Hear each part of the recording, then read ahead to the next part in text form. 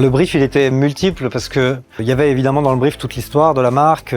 Et après, la deuxième étape, ça a été finalement le brief plutôt futuriste. C'est-à-dire où est-ce qu'on a envie d'aller, qu'est-ce qu'on a envie de faire, qu'est-ce que doit devenir ce lieu. Ce lieu se vit plus comme un espace culturel que comme un showroom dit traditionnel.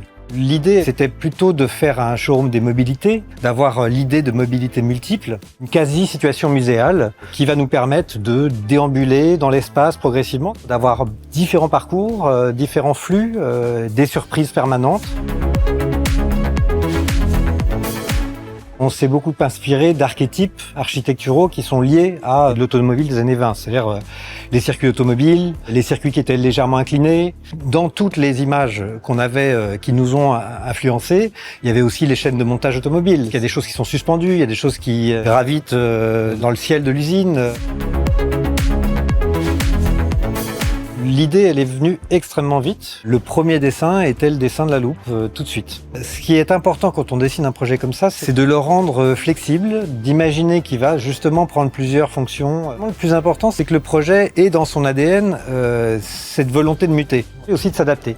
Et le fait d'avoir créé tous ces différents bandeaux qu'on serait venu vraiment étirer comme un ressort, ça a permis finalement de déployer un espace très différent de ce qu'on pouvait avoir auparavant.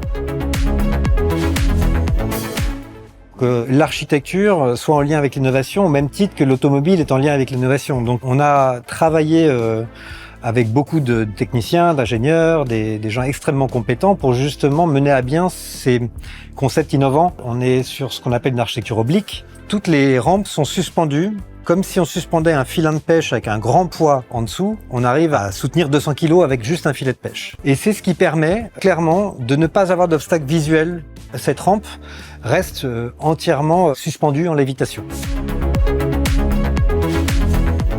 Il faut comprendre que dans un showroom automobile, ce qui consomme beaucoup d'énergie, c'est notamment l'éclairage sur le capot des automobiles. Et en fait, le principe de loupe permet de mettre des éclairages juste au-dessus des capots. Donc de ne pas avoir besoin de beaucoup d'intensité et du coup de beaucoup d'énergie pour éclairer les voitures.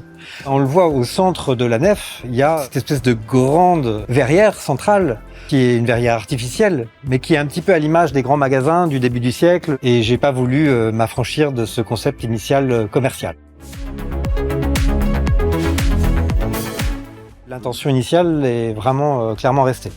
Le côté ascensionnel du projet participe forcément à la poésie qu'on voulait insuffler dans le lieu. Il y a aussi l'ADN du théâtre, c'est-à-dire on est en situation de balcon, on peut voir ce qui se passe en bas, on peut voir ce qui se passe au-dessus.